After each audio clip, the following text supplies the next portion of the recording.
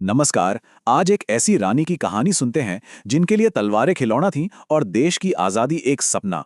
ये कहानी सिर्फ एक योद्धा की नहीं है, बल्कि उस चिंगारी की है जिसने एक पूरी क्रांति को जन्म दिया। ये है रानी लक्ष्मीबाई की अमर गाथा।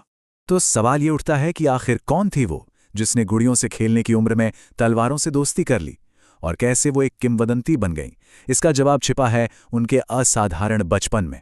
हर कहानी की एक शुरुआत होती है, और उनकी शुरुआत हुई काशी के पवित्र घाटों से, जहां उनका नाम लक्ष्मीबाई नहीं बल्कि मणिकर्णिका था, और यहीं से एक योद्धा के बनने का सफर शुरू हुआ। सोच कर देखिए, काशी की धरती पर एक लड़की जन्मी, नाम था मणिकर्णिका। सब उन्हें प्यार से मनु बुलाते थे।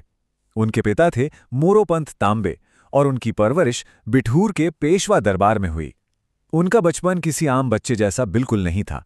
वो तो योद्धाओं के बीच पली बढ़ी। जिस उम्र में बच्चे मिट्टी में खेलते हैं, उस उम्र में मनु तलवारबाजी सीख रही थीं, घुड़सवारी कर रही थीं, और हाँ, मलखंभ भी, जो पोल पर किया जाने वाला एक कमाल का व्यायाम है। वो इतनी चंचल और इतनी तेज थीं कि पेशवा बाजीराव ने उन्हें प्यार से एक नाम दे दिया था, छबीली। और यही छबीली आगे चल के बनने वाली थीं झांसी की रानी। तो चलिए देखते हैं मनु से रानी लक्ष्मीबाई बनने का उनका ये सफर। और फिर वो दिन आया जब उनका विवाह हुआ झांसी के राजा गंगाधर राव से। बस उसी दिन से मणिकर्णिका बन गए रानी लक्ष्मीबाई। पूरे झांसी ने जश्न मनाया। उन्हें लगा कि उनकी नई रानी उनके लिए एक उज्जवल भविष्य लाएगी। लेकिन कहते हैं ना, किस्मत को शायद कुछ और ही मंजूर था। एक के बाद एक मुसीबतों का पहाड़ टूट पड़ा। सोचकर देखिए, पहले सिर्फ 4 महीने का बेटा उन्हें छोड़कर चला गया, और अभी वो इस सदमे से निकली भी नहीं थी कि राजा गंगाधर राव भी नहीं रहे। झांसी का भविष्य अंधकार में था। तो इस अंधकार में एक उम्मीद की किरण लाने के लिए राजा और रानी ने दामोदर राव को गोद ले लिया। उन्हें लगा सब ठीक हो जाएगा, पर उन्हें यह नहीं पता था कि यही फैसला उन्हें उनकी जिंदगी के सबसे बड़े संघर्ष की तरफ ले जा रहा था। और बस यहीं से शुरू हुई एक अकेली रानी की लड़ाई। और लड़ाई किसके खिलाफ? उस वक्त के सबसे ताकतवर साम्राज्य ब्रिटिश एम्पायर के खिलाफ। ये लड़ाई थी अपने हक की, अपनी प्रजा की, और सबसे बढ़कर अपनी झांसी की। तो अंग्रेजों की नजर बहुत पहले से झांसी पर थी। उन्होंने एक कानून का सहारा लिया जिसका नाम था डॉक्ट्रिन ऑफ लैप्स। अब ये था क्या? ये लॉर्ड डलहौजी की एक पॉलिसी थी। सीधा सा मतलब था कि अगर किसी राजा का अपना सगा वारिस नहीं है तो उसका राज्य सीधे ब्रिटिश हुकूमत का हो जाएगा। यह एक तरीका था उनके लिए अपने साम्राज्य को और फैलाने का।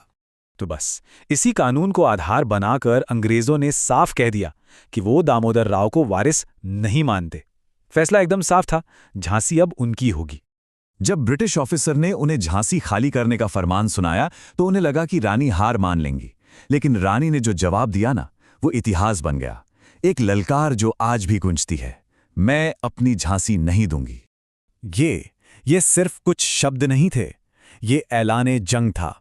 और इसी ऐलान के साथ शुरू हुआ झांसी का वो महासंग्राम जिसने इतिहास के पन्नों पर एक अमर बलिदान की कहानी लिख दी। तो बात है मार्च 1858 की। अंग्रेज सेनापति सर ह्यू रोज अपनी विशाल सेना के साथ झांसी के किले को चारों तरफ से घेर लेता है। अब युद्ध का बिगुल बज चुका था। फैसला तलवारों से ही होना था। रानी लक्ष्मीबाई ने खुद ज़िरह बख्तर पहना और सेना की कमान अपने हाथों में ले ली। उन्होंने न सिर्फ पुरुषों को लीड किया, बल्कि उनकी सेना में दुर्गा दल नाम की एक ऑल वुमन यूनिट भी थी। सोच कर देखिए। और जब उन्हें लगा कि अब किला हाथ से निकल रहा है, तो उन्होंने अपने बेटे दामोदर को पीठ पर बांधा और दुश्मनों को चीरते हुए बिजली की तेजी से किले से निकल गईं। उनके साथ झलकारी बाई जैसी वीरांगनाएं भी थीं, जो कंधे से कंधा मिलाकर लड़ीं। हाँ, झांसी हाथ से चला गया था, लेकिन हौसला वो अभी भी बुलंद था। वो रुकी नहीं। तात्या टोपे के साथ मिलकर उन्होंने ग्वालियर के मजबूत किले पर कब्जा कर लिया। उन्होंने साफ बता दिया कि ये लड़ाई अभी खत्म नहीं हुई है। रानी लक्ष्मीबाई हार मानने वालों में से नहीं थीं। और फिर आया वो दिन, 18 जून 1858। ग्वालियर के पास युद्ध के मैदान में एक नाला पार करते हुए उनका घोड़ा अड़ गया। बस दुश्मनों को मौका मिल गया। उन्होंने रानी को घेर लिया, लेकिन वो आखिरी सांस तक एक घायल शेरनी की तरह लड़ी और बुरी तरह जख्मी हो गईं। उनका आखिरी आदेश था कि उनका शरीर अंग्रेजों के हाथ न लगे। और उनके वफादार सिपाहियों ने पास के एक साधु की मदद से उनकी अंतिम इच्छा पूरी की।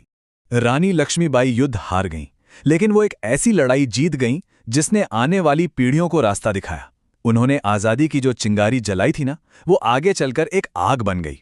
उनकी कहानी बस एक कहानी नहीं है, ये एक सबक है कि जब बात अपने स्वाभिमान और आज़ादी की आती है तो एक अकेली आवाज़ भी पूरे साम्राज्य को हिला सकती है। तो आज उनकी ये कहानी हमें क्या सिखाती है? ये एक ऐसा सवाल है जिसका जवाब शायद हम सबको अपने अंदर ही मिलेगा।